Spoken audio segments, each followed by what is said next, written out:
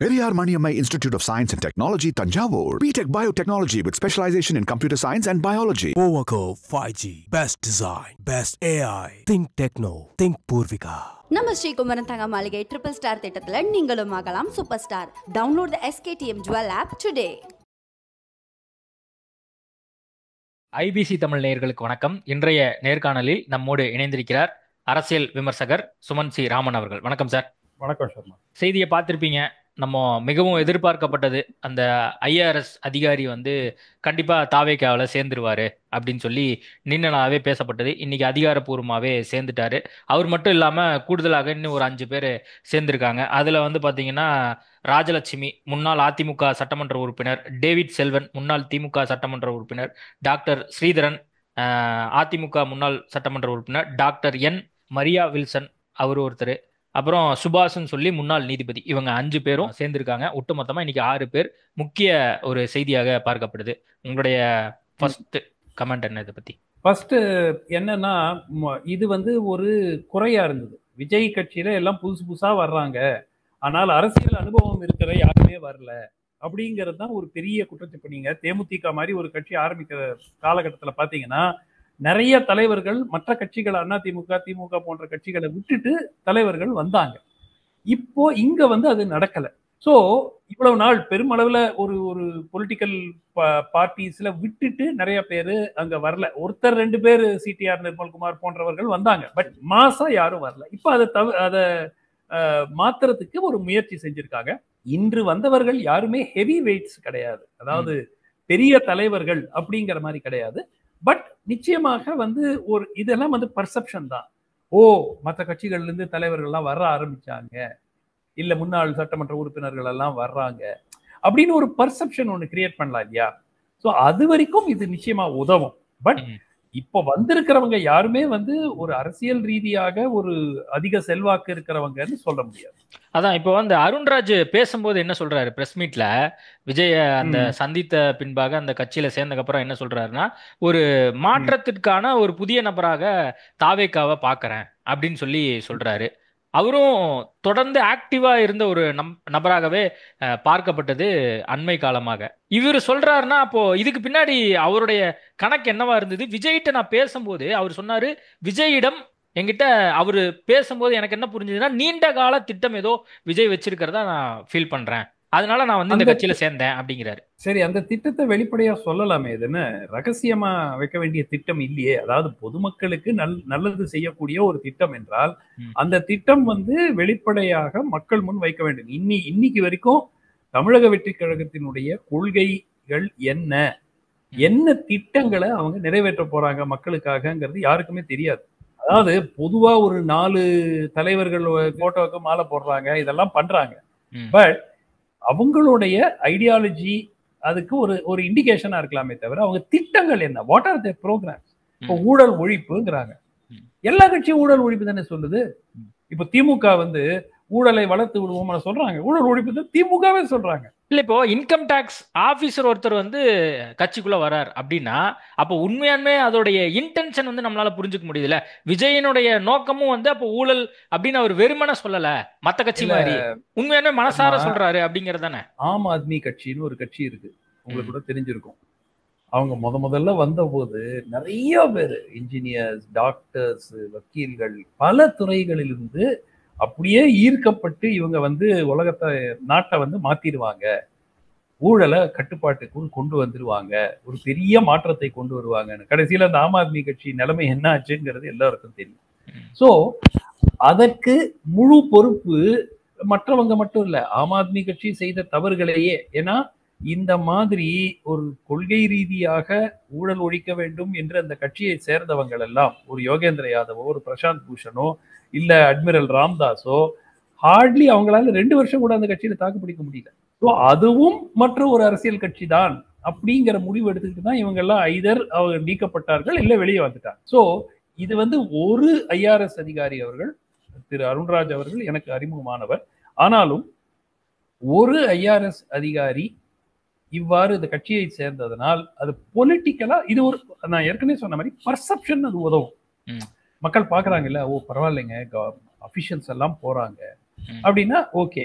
But அதை தாண்டி first of all என்ன இந்த கட்சி என்ன செய்ய போகிறது உங்களுக்கு தெரியுமா?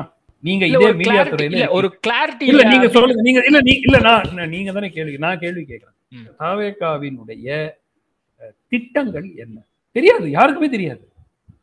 இப்ப எப்படி தமிழ்நாட்டை ஊழலற்ற ஒரு மாநிலமாக எப்படி மாத்த போறாங்க? இல்ல, அவங்க கட்சி சார்பா சில பேர்கிட்ட பேசும்போது என்ன சொல்றாங்க, எல்லாரும் மாற்றம் வேணும், அடிப்படை மாற்றம் வேணும், ஊழல் லஞ்சம் எல்லா பக்கமே வந்து தமிழ்நாடு ஃபுல்லா எந்த அரசு அலுவலக ஆபீஸ் போனாவே இருக்கு, அப்போ அதுக்கு நீங்களாம் எனக்கு சப்போர்ட் பண்ணுங்க.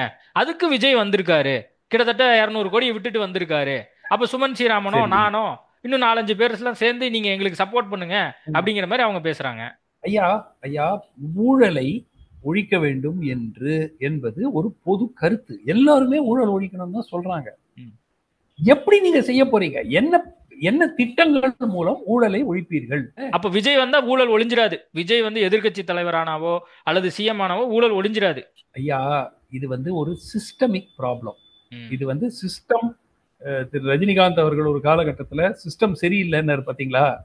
அந்த மாதிரி இது ஒரு நபரால் ஒரு மாற்றத்தை உருவாக்க முடியுமா என்றால் ஓரளவுக்கு உருவாக்க முடியும். பட் அவருடைய கிளாரிட்டி, திட்டங்கள் என்னங்கறத சொல்லணும். நான் வந்துட்டேன். இல்ல, அதுக்குதான் ஐஏஎஸ் அருண்குமார் வந்திருக்காரு, அருண்ராஜ் வந்திருக்காரு. என்ன சொல்றீங்க? இல்ல பிஸ்கலா என்ன இன்னைக்கு ஒரு கேள்வி கேட்கப்படுது. அதாவது இல்ல, நான் ஒண்ணே கேக்குறேன். இன்னைக்கு வந்து ஒரு கேள்வி கேக்குறாங்க பத்திரிகையாளர், ஐஆர்எஸ் அதிகாரிட்ட கேள்வி கேட்கறாங்க. தாவேக்கால ஜாயின் பண்ணக்கு அப்புறம் இன்கம் டாக்ஸ் அதிகாரிகளுக்கு ஏதாவது ஒரு அழுத்தம் வந்து கொடுக்கப்படுகிறதா, அழுத்தம் எதுவும் இருக்கா நீங்க அங்க பணியில இருக்கும்போது அப்படின்னு அவர் உடனடியா என்ன சொல்றாருன்னா, இல்ல இப்போ இதை பத்தி பேச வேணா, நான் இன்னொரு தருணத்துல நான் விரிவா பேசுறேன் அப்படிங்கிறாரு. அப்ப சம்திங் ஏதோ இருக்குல்ல. அப்ப இந்த மாதிரி விஷயங்கள்லாம் விஜய் புதுசா வர்றதுனால இந்த மாதிரி இன்ஃபர்மேஷன்லாம் விஜய்க்கு பாஸ் ஆகும். ஓ, இப்படி எல்லாம் அரசு அலுவலகங்கள் நடக்கும் போல இருக்கு, அது இன்கம் டாக்ஸ்ல ஆபீசர் வரைக்கும் இருக்கும் போல இருக்கு, ஒரு இன்ஃபர்மேஷன் போகுது.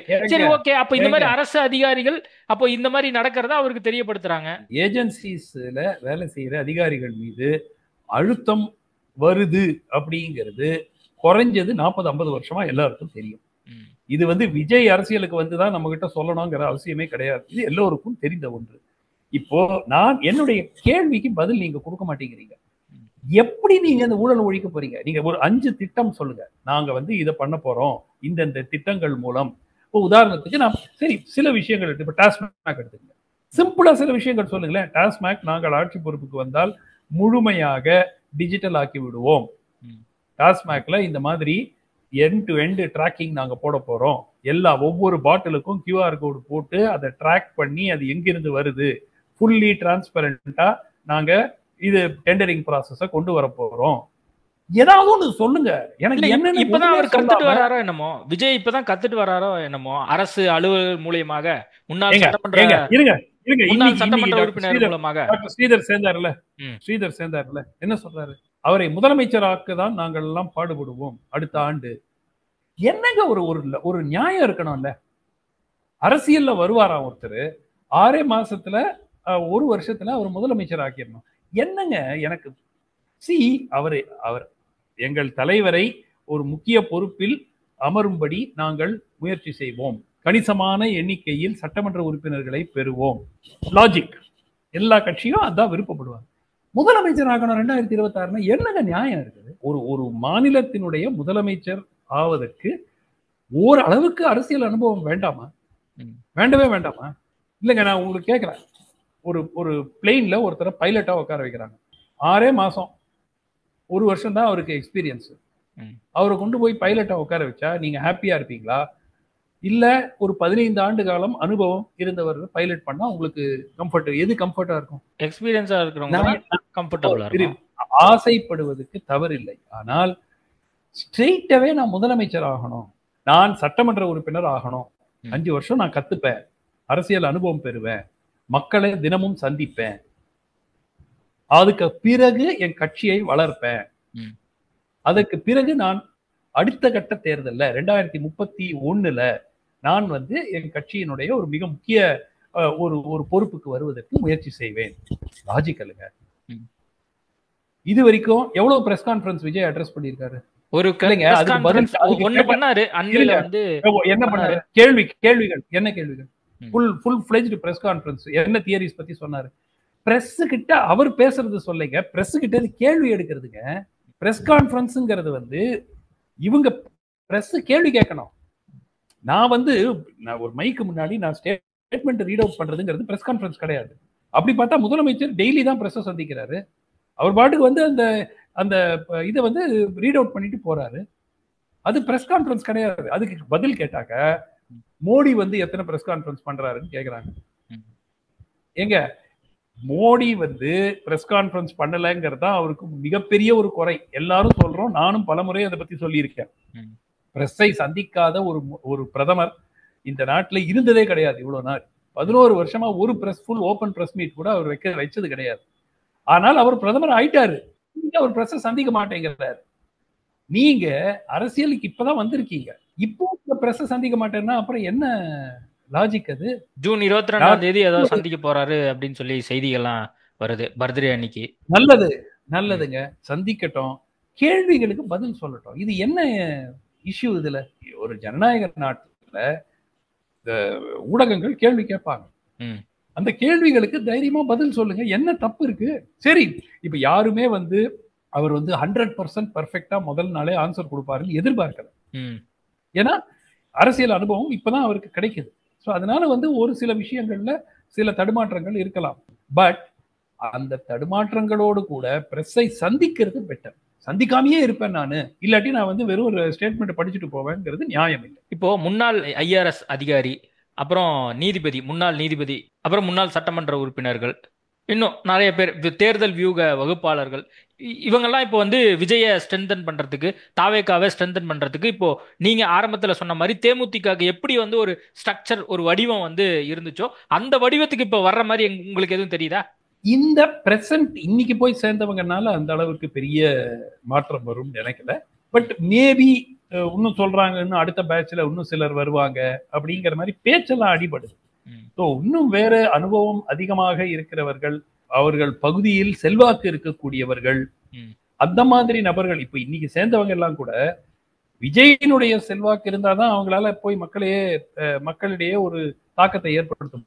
On their own, they are not very influential leaders. So அந்த மாதிரி இல்லாமல் தங்களுக்கே சொந்த செல்வாக்கு இருக்கக்கூடிய தலைவர்கள் சேர்கிறார்களா அப்படிங்கிறது தான் அவருக்கு ஆசிட் டெஸ்ட். அதுதான் முக்கியமான டெஸ்ட். அதான் அடுத்து யாரு பத்திரிகையாளர்கள் துறையிலேருந்து யார் சேர போறா, அரசியல் விமர்சகர்ல இருந்து யாரு சேர போறா, அவங்களுக்கு யார் ஆலோசனை கொடுக்க போறா அப்படிங்கிற விமர்சகர்கள் தான் 2-3 பேர் போயிட்டு இருந்தாங்களே. அவங்க அட்வைசர் எல்லாம் போட்டுட்டு இருந்தாங்க. அதுக்கப்புறம் வெளியே வந்தாங்க. அப்புறம் இப்ப இருக்காங்களா இல்லையா அங்க எதுவுமே தெரிய மாட்டேங்குதுங்க. வரும்போது யாருமே வெளிப்படையா நான் இவருடைய ஆலோசகர்னு சொல்லிட்டு வருது இல்லையே.